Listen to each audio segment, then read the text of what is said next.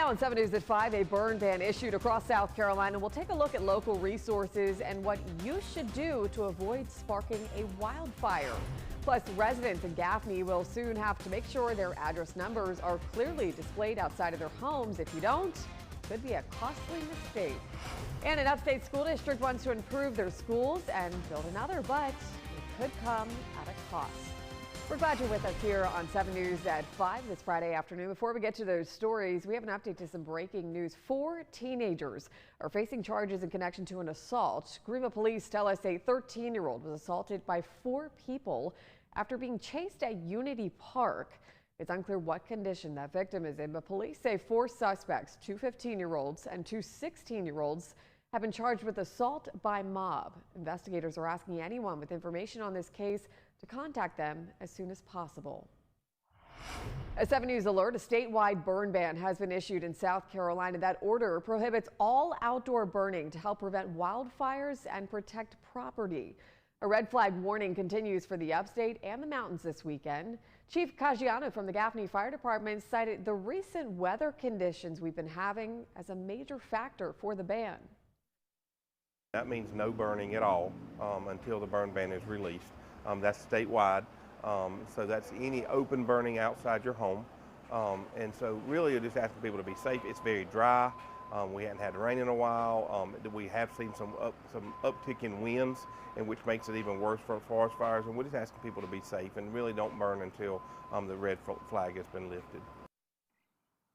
And again, that burn ban will be in effect until further notice. Speaking of those weather conditions, we'll bring in now meteorologist Nicole Collins to talk about your forecast. And Nicole, a dry and warm day we've had and will continue throughout the weekend. Hey, Kelsey. Yeah, gorgeous to be outside because of the dry conditions, but that's where we also have to talk about that fire danger risk. So that red flag goes hand in hand with that burn ban, and it pretty much means that we do have those optimal conditions in place for that extreme fire weather potential as we head through your Saturday. So the warm temperatures we've seen over the past few days not helping, still sitting at those mid to upper 80s across the upstate into the foothills, upper 70s now, lower 80s for most folks in the mountains. We are going to be a little bit cooler tomorrow, but still dry weather continuing with us, along with those breezy conditions. We've been breezy through yesterday and today. We're only going to see the wind kick up even further, especially as we go through your tomorrow morning. So if a fire does spark, it's going to spread super quickly because of those winds. So we do have this cold front moving through tonight. That's going to send in a few clouds, maybe a sprinkler too in terms of rain, but nothing major. Unfortunately, we do need that rain. So there's that chance for a possible shower tonight. Otherwise, we're staying dry with noticeably cooler temperatures dropping down into the mid 40s in the upstate, mid to lower 30s in the mountains. Then we're back with full sunshine around for your Saturday, but with the breezy and dry conditions, that's the fire danger risk, and also noticeably cooler temperatures, only topping off in the mid 60s across the upstate, upper 50s for those highs in the mountains. Kelsey. Nicole, thank you. A 7 News alert now. Police are looking for a domestic violence suspect. Take a look here. Officers in Spartanburg say on Tuesday they arrived at North Cleveland Park Drive. When they arrived, a woman told police that William Nesbitt, man on your screen, allegedly strangled her in a car while she was in the driver's seat, then assaulted her several times and threatened to kill her. Police say he reportedly ran from the scene. Nesbitt is now wanted for kidnapping, domestic violence, and larceny charges. If you have any information about his whereabouts, you're asked to call police or Crime Stoppers at 1-888-CRIME-SC. First responders in Gaffney say they need residents and business owners to make sure their address numbers are clearly displayed so they can do their jobs efficiently. And if your address is not clear, you can now be fined. 7 News' Ripley Simone spoke with Gaffney Fire about the penalties. Address numbers are required for all homes and businesses, and according to Gaffney's city and fire municipal codes, those numbers have to be visible from the street line, and if not, you risk getting a hefty fine. Starting July 1st, citations will be issued to residents and business owners whose building numbers don't comply with the rules, and the maximum fine is upwards of $1,800. Gaffney Fire Chief Jamie Caggiano says the ordinance isn't new, but enforcement is being prioritized now because the problem has gotten worse. According to Gaffney's municipal code, address numbers should be no less than 4 inches in height. And as you can see, we have 205 here at the fire station. And that's our address. We're less than 50 feet from the road, so we are allowed just to put it on the front of the building. If we were more than 50 foot, we would actually have it on our door or on a post at the front of the building, and then we would also have it somewhere located at the road that responders could actually see very easily. The fire department even sells reflective numbers if residents have a preference on looks. But Chief Caggiano explains adding address numbers doesn't need to be a costly fix. This can be something that they literally get a paintbrush and paint their numbers on their post on their house. All we are asking is that we can see numbers on your house, and they be a contrasting number. If you've got a blue house, we'd like a white number. Or if you've got a red house, we might want a blue, something opposite of what color the house is or color the sign is. He stressed that having visible address numbers is crucial when responding to calls. We're not doing this to try to generate funds. We're not doing this for anything like that. It's really to make it safer for the community. I ask people to think, what happens if you pass out and somebody calls, a little kid calls, and we can't find the house because you don't have numbers on your home, and nobody can go to the road. It really is on the EMS side, on the law enforcement side, and on the fire side. It really hits home for all three agencies. Chief Caggiano says they'll be partnering with the police department to continue pushing the word out about these requirements. In Gaffney, Ripley Simone, 7 News. And if you'd like to view the full ordinance, we have a link on our website. Just look under links we mentioned on WSPA.com. Anderson School District 2 leaders say a new middle school could soon replace 2 aging buildings, but it would come at a cost. 7 News' Ariana Meadows explains what's at stake. District leaders say this decision is about more than just a new building. It's about making sure students have the tools they need to learn. But whether that happens will be up to voters. During the special election, residents will vote on a new unified school to be built, replacing the aging Belton Middle School and Honeypath Middle Schools. Anderson School District 2 superintendent says a bond referendum is needed for improvements to be made, with an increase to taxpayers of around $84 a year. We're told engineer studies found plumbing in both schools are deteriorating. The hope for a new unified school is to bring building up to code, have wider hallways, and enhance security, academic, and extracurricular programs. And the second thing that most people don't realize, it would be very difficult to recruit and retain teachers when their instructional space is under construction for years. And that has a direct impact on our students. We're told this would require a bond, allowing the borrowing of up to $65 million for the school. The deadline to register to vote is April 2nd. In Anderson County, Ariana Meadows, 7 News. Early voting at the Anderson County Election Office is April 20th through May 1st. Special Election Day is May 2nd. The annual high school career welding competition happened today in Spartanburg. Students from 9 schools across the upstate were brought in to participate. The event gives participating high schoolers the opportunity to showcase their skills while gaining hands-on experience with industry leaders. 200 guests attended, including judges, instructors, and members of the United States Air Force, and there were 50 student competitors. This is a very important opportunity for the students to really showcase what they can do, and this is building their future workforce. And so essentially that's what we want to do. We want to share what these kids can do, what they're doing in their career centers every day, get that exposure, have their instructors here, and it just continues to build that network. The students competed for prizes that include scholarships and welding equipment. This is the second year of this type of competition. The partial government shutdown is underway, causing some issues at the airport. The president is now getting involved. We'll explain how it could help TSA agents. Up next. And we're tracking a cool down moving through tonight, but a red flag warning is still in effect through the day. Tomorrow, I'll have everything you need to know coming up in just a few minutes.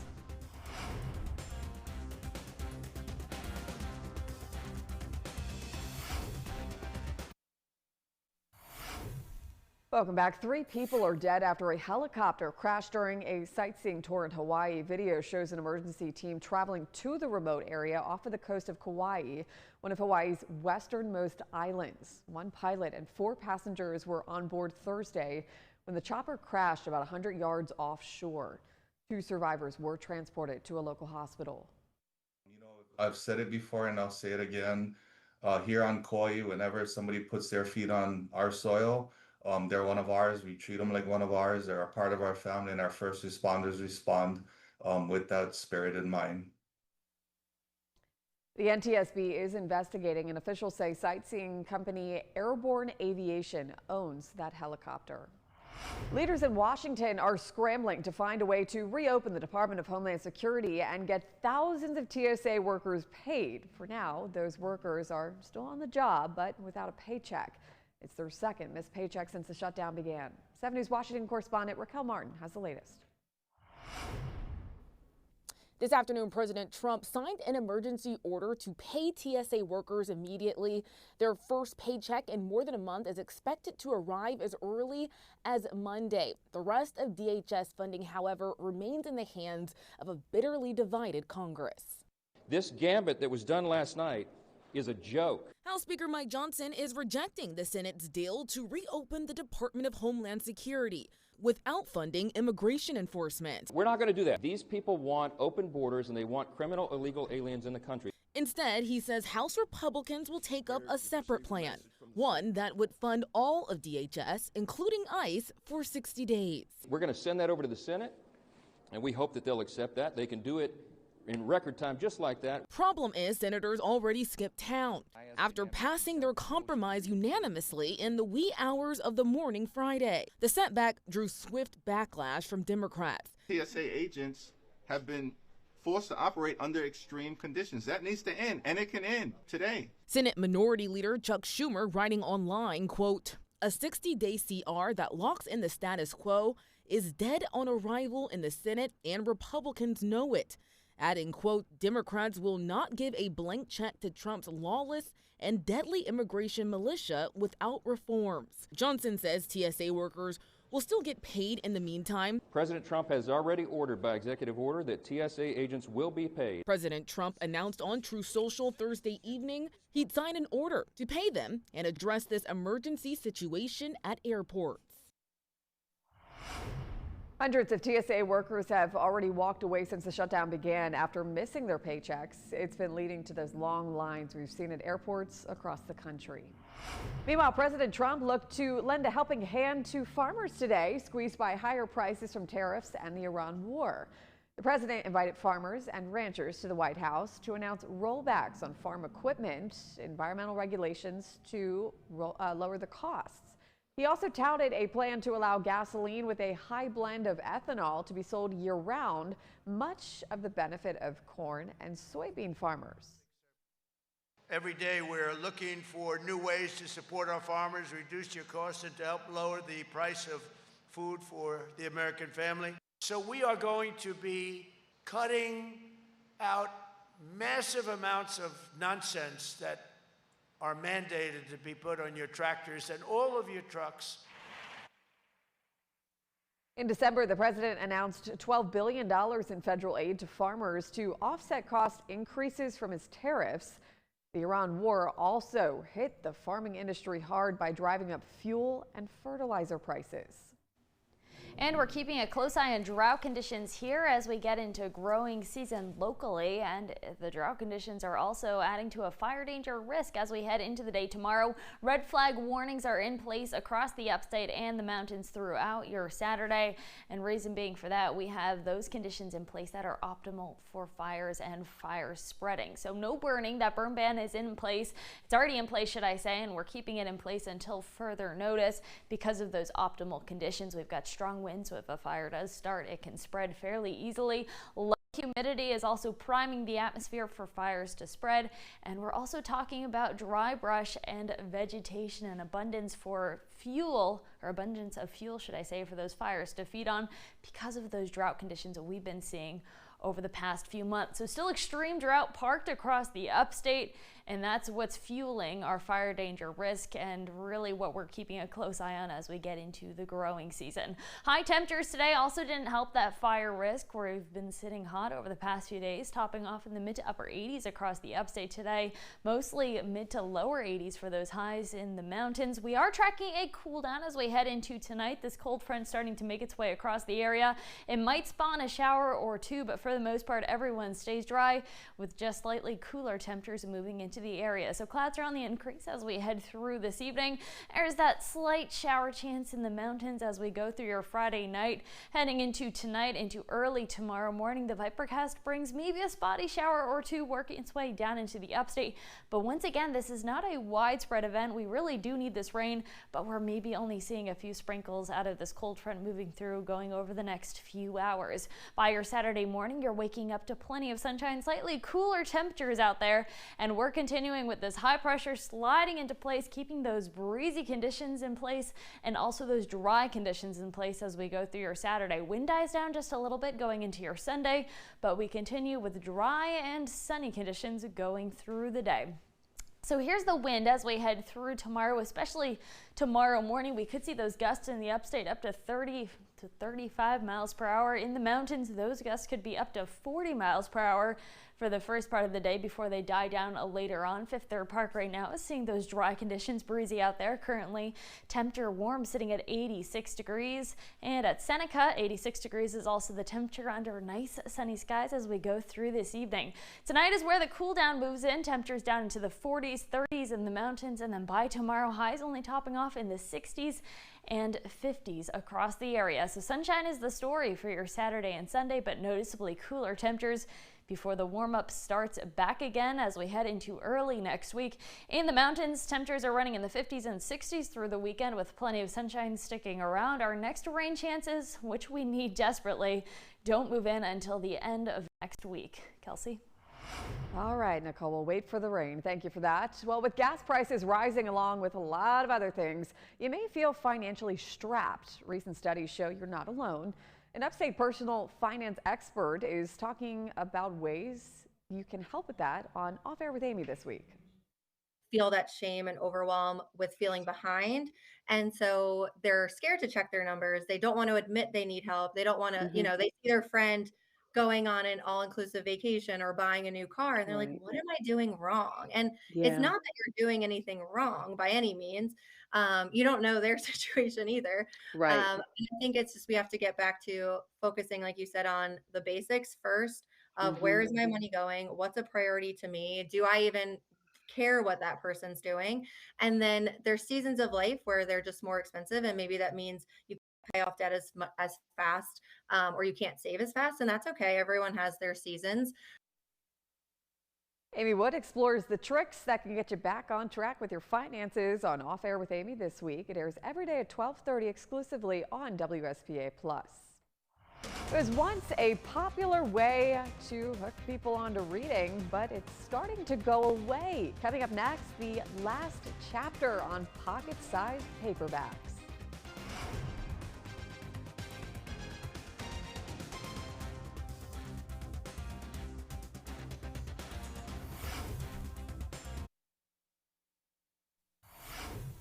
All right, so who remembers the paperback books that fit in your pocket? They've been longtime bestsellers, hooking generations of readers. But the familiar book format is now disappearing from stores.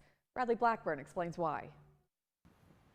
At Westsider Books in New York City, the shelves are stacked high with rare items. Okay, that's a classic. Owner Dorian Thornley showed us pocket-sized paperbacks that once sold for pennies, Fahrenheit 451. now worth hundreds. So how much does this one go for? That one's $450. Collectors want these first editions because of their place in history. So-called mass market books were once the main way people read.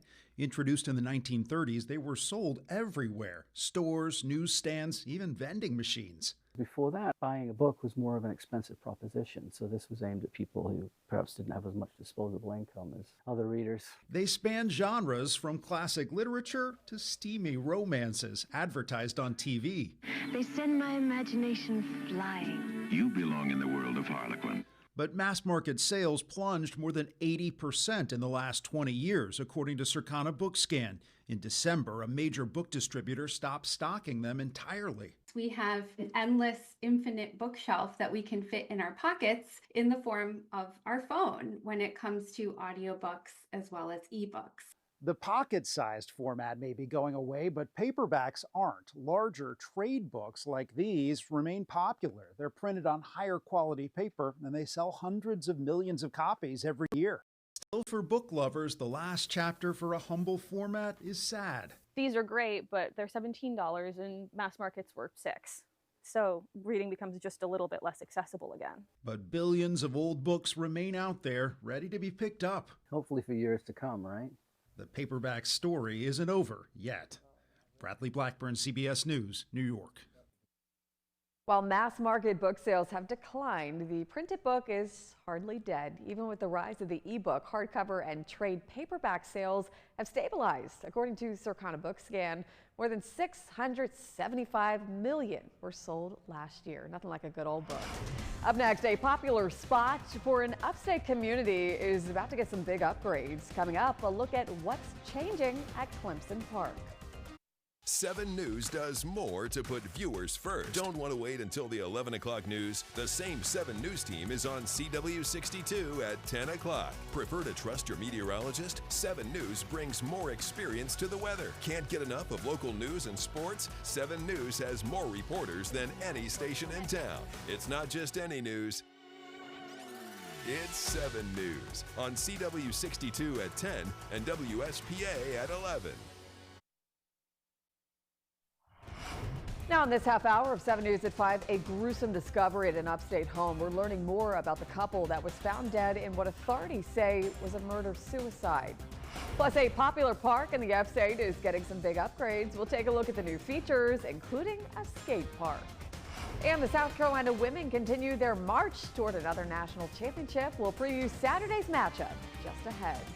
We're glad you're sticking with us here on 7 News at 5. We have an update to some breaking news now. We now know the identities of 2 people who were found dead in a home in Simpsonville this week. On Tuesday, Greenville County deputies responded to Appian Circle for a welfare check. Inside, they found 2 people and several pets dead. The coroner has now identified the couple as 73-year-old Gloria Dobson and 75-year-old Daryl Dobson. The coroner says Gloria's death has since been ruled a homicide, and Daryl died from a self-inflicted gunshot wound. The case is still under investigation. A Cowpens man has been sentenced to life in prison after being convicted of killing his grandmother. Officials tell us 88-year-old Betty Horton was killed in her home in 2022. Authorities say she was savagely beaten. Authorities added that her grandson, 44-year-old Daniel Horton, turned himself in, and the blood on his clothing matches grandmother's DNA. Wednesday, a jury found Daniel guilty of murder, and he was sentenced to life in prison with parole. Now let's get a check your forecast with 7 News meteorologist Nicole Collins on a pretty hot Friday we've been having, Nicole. Hey Kelsey, yeah, there's no doubt those temperatures we're feeling like summer out there. That is priming the atmosphere for a fire danger risk as we head through tonight and into the day tomorrow. So a burn ban is currently in effect. We've got that red flag warning in place through 8 a.m. through 11 p.m. tomorrow. Pretty much that means we have all of the ingredients in place weather-wise to have that fire danger risk. So one of those was those hot temperatures preceding tomorrow. We topped off mostly in the 80s today, still holding on to mid to upper 80s across the upstate into the foothills. Now mostly in the mountains, those temperatures dropping down into the 70s. Also, those breezy conditions are adding to that fire risk. We've got breezy conditions right now. We'll continue that trend through tonight, especially into tomorrow morning, but we will be cooling off the temperatures. This cold front moves through. Clouds are on the increase. We might see a sprinkle or 2 moving through as we head through the area tonight, but that returns to nice dry conditions as we head through the day tomorrow. So stray showers possible through tonight. Overnight lows are noticeably cooler, down into the mid 40s across the upstate, lower 30s for those lows in the mountains, and then we're back with a very sunny, dry, and breezy day tomorrow with highs topping off in the mid 60s in the mountains, those highs topping off in the upper 50s. So a nice weekend ahead, but we do have to keep an eye on that fire danger risk. Kelsey? Nicole, thank you. North Carolina Senate Democrats are pushing for their Republican colleagues to come back to Raleigh and pass a final budget. They say if 6 Republican senators work with Senate Democrats, they can get the House version of the budget passed. That budget received bipartisan support from representatives, with Democrats saying it's not perfect, but the best that they could get. Senator Sophia Chitlick says it's not a partisan issue, but rather one affecting every North Carolinian. You ask any county commissioner in this state, red, blue, or purple, if not having a state budget is creating chaos in their communities, and they will tell you unequivocally, yes, we are struggling to make basic decisions. Senator Chitlick says she's constantly hearing from constituents who are struggling because of the lack of a budget. She says she hears from retirees who aren't getting the same benefits and from food banks about their long lines and bare shelves. Many have reached out to the Republican leadership for comment. No response yet. A popular park in Clemson is getting an upgrade. 7 News' Ariana Meadows shows us the features that the city hopes will bring some new families out. Wheels are turning at Clemson Park. The new skate park is open and even more improvements are on the way for families to enjoy. Clemson Park, the city's first park, has been a popular recreation space for several years. Now it's expanding to match the city's growth, adding a skate park, splash pad, renovated shelter, and even a prep kitchen that residents and caterers can use for events. Also places for reflection and to just be able to walk around. City engineer Nathan Hinkle says the vision is already taking shape with the opening of a new skate park free to the public. We had a lot of desire for kind of that middle age group of being able to have inviting places for them and for their families to be able to enjoy the park. President of Skate Upstate, Peter Hyatt, says the park will be a big draw. We love this park. I mean, you had to drive an hour and a half from Clemson in any which way to find a skate park. So this is something we've been working towards for years. People that have lived in this community have wanted this for probably decades. Hyatt says with skateboarding being so popular, they hope to attract all walks of life to the area. It's now an Olympic sport. There's a debate whether it's an art or a sport. I think it can be both. Kids sometimes will compare themselves to other people, but I always say, if you're having fun on a skateboard, you're a skateboarder. The city of Clemson hopes the additions to the park will bring an economic boost and future events. We're putting a lot of money into our parks. One of the big reasons for that is we do have a park impact fee that we're able to take advantage of, and so we're able to use all that funds for all the new construction that's going around to really build our park system to be world class. The skate track is open from dusk to dawn. The splash pad and shelter project is expected to wrap up by the end of May with a grand opening planned for the summer. In Clemson, Ariana Meadows, 7 News. Other ongoing projects include improvements to Abernathy and Nettles Park. Meanwhile, the city of Greenville is taking a pretty big step toward its future, launching its first ever Parks, Recreation, and Tourism 10-year master plan. The plan focuses on expanding trails, boosting events, and supporting arts and culture, all while keeping up with Greenville's rapid growth. Last night, they held a pair of public engagement sessions asking for the community's feedback and giving them a chance to read about the plans. There are 3 guiding principles: leveling up experiences, spaces that connect, and investing in people. We have replacement plans for amenities and those kind of things, but we just really haven't had that foolproof I call it a roadmap, basically, for us to utilize each year and know what we need to be doing next. There is another engagement session tonight, March 27th, during Greenville Heritage Main Street Fridays from 5:30 until 9:30 p.m. Leaders say the final PRT master plan will be released in the fall and will serve as a living document for residents to track progress over time.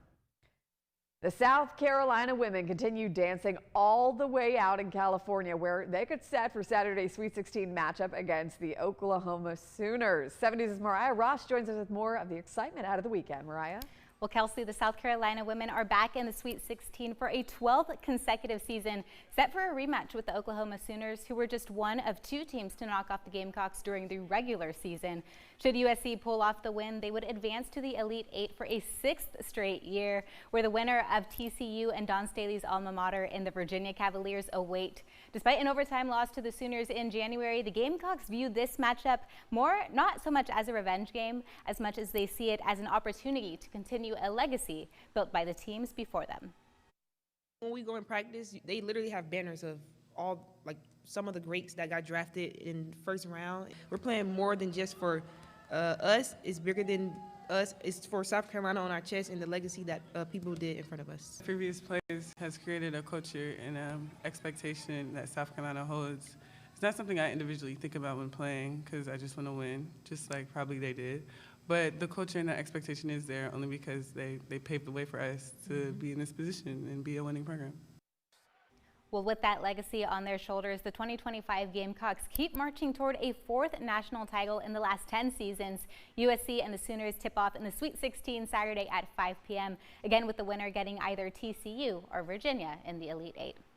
The Clemson Tigers' Jake Wallen announces his plans to enter the transfer portal Friday afternoon. The 6'10" junior forward started in 29 games for the Tigers this season, averaging 5.3 points and just under 4 rebounds per game. It was also announced that Minnesota's Chad Warner will be joining Brad Brownell's staff. Warner, a familiar face as a former assistant at Furman. Kelsey? All right, thank you. Today, the Spartanburg County Pet Resource Center and Sheriff's Office joined forces for a good cause. Take a look here. Both hosted a pet food drive at the Sheriff's Office to help stock the pantry of the facility. The Pet Resource Center says it has provided food for nearly 200 pets each month since last summer. It's a lot of animals. Today, there was a focus on food for cats and dogs, but we're open for other types of food as well. We are preparing to open the Pet Resource Center really soon, and in order to do that, we would love to walk into the building with a full pet pantry, a fully stocked pantry. So today, we're partnering with the Sheriff's Office to hold this pet food drive. People can come by, you don't even have to get out the car, just drop off a bag of dog or cat food right at our tent, and that'll help us tremendously. So easy to do, no excuses. The drive is over now, but if you do want to donate, officials tell us they will leave the donation box at the Sheriff's Office for anyone to come by and drop off some food. Astronauts for the Artemis II speaking ahead of the upcoming launch. Up next, how they're preparing for a flyby around the moon. And cooler temperatures arrive by the weekend, but we are tracking a fire danger risk as we go through your Saturday. I'll have everything you need to know coming up in just a few minutes.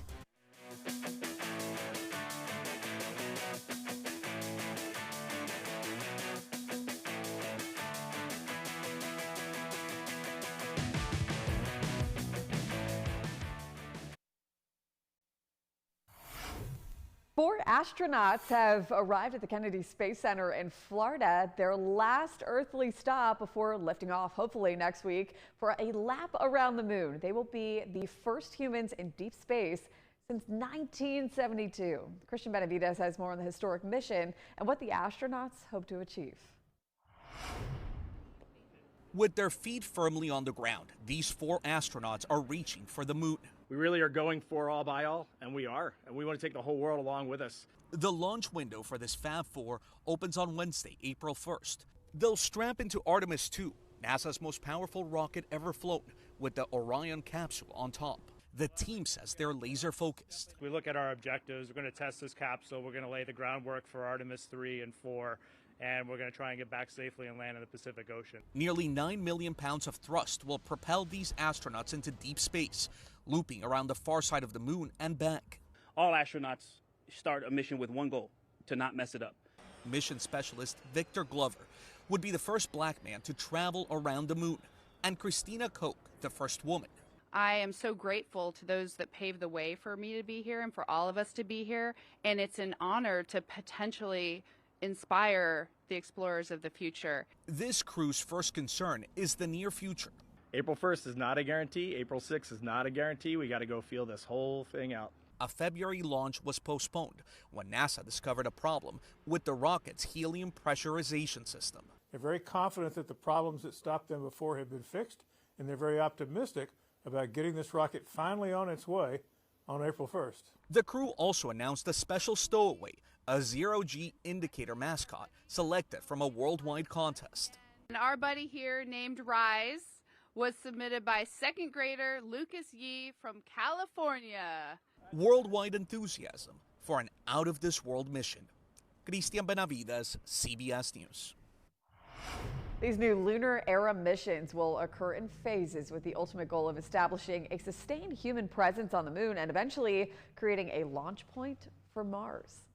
Well, bringing our attention back into this atmosphere, we've got some dry conditions that we're tracking through the day tomorrow, and because of that, a burn ban and a red flag warning are in place as we go through the day. Pretty much this means we have the ingredients in place for that fire danger risk. So no burning, no campfires, but also no cigarette butts, nothing that could cause a spark that could easily spark a fire as we head through the day, because once the fire starts, we've got strong winds to spread it quite quickly as we go through your Saturday. We've also got low humidity moving into the area. That's keeping with our fire danger risk, and once a fire does start, it will be able to spread quite quickly because of the amount of dry vegetation and brush we have in place for it to fuel on. And one of the reasons for that, we've been talking about these drought conditions in place across the region over the past couple of months. Still that extreme drought parked across the upstate, just not helping with those fire danger conditions as we head through the day tomorrow. We've also seen pretty warm temperatures over the past few days. Our warmest day has been today, with highs topping off in the mid to upper 80s across the upstate,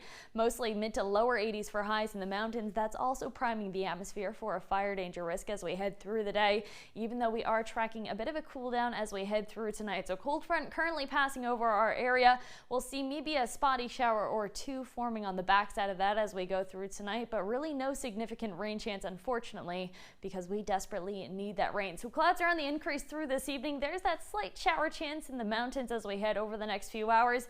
By tonight, should I say, into early tomorrow morning, we might see some of that shower chance move into the upstate, but really nothing widespread in terms of a rain event. By tomorrow morning, everyone is waking up again with plenty of sunshine, and that sunshine stays parked across the region, all thanks to this high pressure as we go through your Saturday afternoon. High pressure also keeps us with those gusty winds and dry conditions as we go through the first half of your weekend. We're still sitting dry and nice and sunny as we go through your Sunday, but we should calm those winds down just a little bit for the second half of the weekend. Tomorrow morning, though, is really when we're going to see the gustiest of the winds, topping off near 30 miles per hour possible in the upstate. In the mountains, even gustier, up to 40 miles per hour before the winds start to die down later on into the day. So it's nothing but dry conditions and blue sky over Lake Hartwell right now. The temperature is still quite warm at 86 degrees. A look over Pelham Road shows clear skies in place, and that temperature also at 86 degrees. Tonight is when we feel the cool down, though. Take a look at some of these lows. We're dropping down into the mid 40s across the upstate,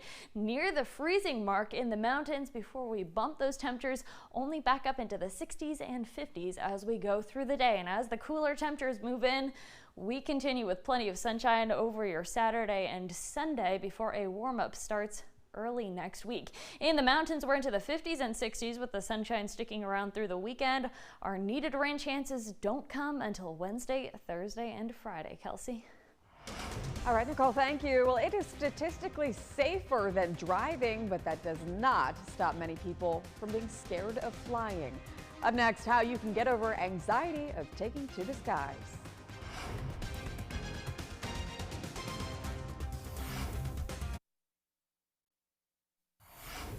The long lines at airports and the deadly collision at New York's LaGuardia Airport this week can certainly increase flying anxiety for many people. Though taking a plane is statistically safer than driving a car, it doesn't stop millions of people from worrying about an upcoming flight. Shauna Mizell spoke to travelers in Houston who waited and some worried in lines for hours.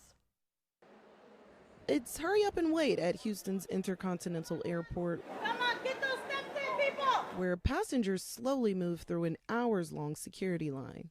Very frustrating. Carla Popolka thought traveling with a baby might get her past the lines, but that didn't happen. And now she's hoping it moves quickly. Just anxiety of not making it to our, gate. Because we were told it was going to be like a 4-hour wait. Up to 40% of travelers experience some level of flying-related anxiety, and as many as 25 million Americans have a fear of flying. Things that you can control, for sure, is what I would put my focus on. Dr. Lee Spiker is an aerospace medicine specialist. She recommends putting together a pre-flight plan down to what you wear.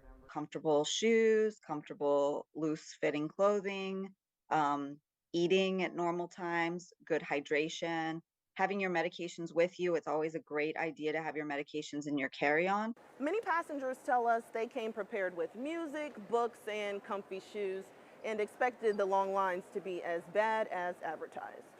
How are you passing the time? speaking to strangers, listening to different languages, finding out that we're all the same, only different.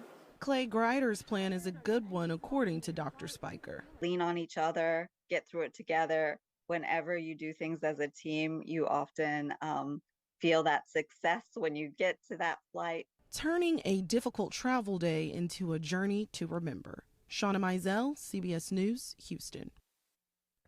Experts also recommend not drinking alcohol or a lot of caffeine while traveling. While it may help calm the nerves in the moment, it could cause or worsen other issues that may come up during the flight.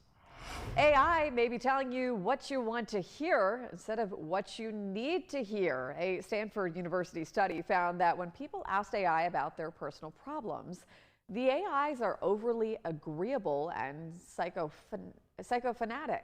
Researchers say because AIs never tell people that they're wrong, it may lead people to lose the skills needed to deal with difficult social situations.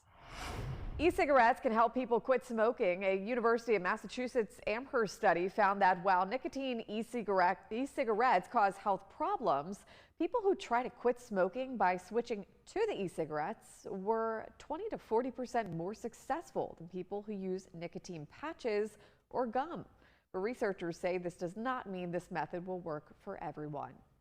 And trying to lose some weight, one thing that may help, eating the same meals every day. Researchers published by the American Psychological Association found that people who ate the same meals day after day lost more weight than people who ate a varied diet. Researchers say having a routine makes it easier to monitor your calories and make healthy eating feel automatic. Still ahead on 7 News at 5, giving from farm to table, a new meaning. See where you can meet cows that provide milk to families in the upstate. All right, if you're looking for some plans this weekend, you can get a close look at some of the cows that provide the milk you drink right here in the upstate. 7 News' Christine Scarpelli tells us more about the Clemson Spring Dairy Show. Hello from the Clemson Spring Dairy Show. Absolutely, yeah, Friday, Saturday, and Sunday. There's some judging going on today, but you can come see where your milk comes from and learn a little bit about how these cows are shown. On Saturday and Sunday, the show starts at 9 a.m. and there's plenty of competition to see and no entrance fee. Competitors are raising dairy cows, kids as young as 5 competing, and adults as old as 75. This is at the T. Ed Garrison Arena in Clemson, and the competition is for people from 11 states, so it's one of the largest in the Southeast. Youth can win scholarships and also prizes, and there's more than 475 animals at the show. My name of the game is first place, always, right? But like, I'm just here for fun because there's lots and lots of different like competitors here and all kinds of stuff. So I'm just here for the 4-H kids and letting them have a lot of fun. Lauren and Jewel here are all the way from Kentucky. She's finishing up milking this morning. They'll be competing this weekend. You can come see again here in Anderson County. Christine Scarpelli, 7 News. I mean, who wouldn't want to win first place? Thanks for watching 7 News at 5. 7 News at 6 is up next.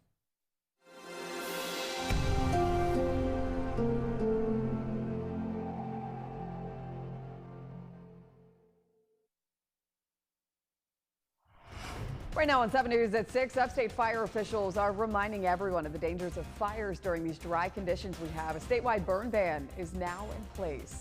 Also on the way, you could be forced to pay a hefty fine if your homes or businesses do not meet the city of Gaffney's requirements. How to make sure your address is properly displayed.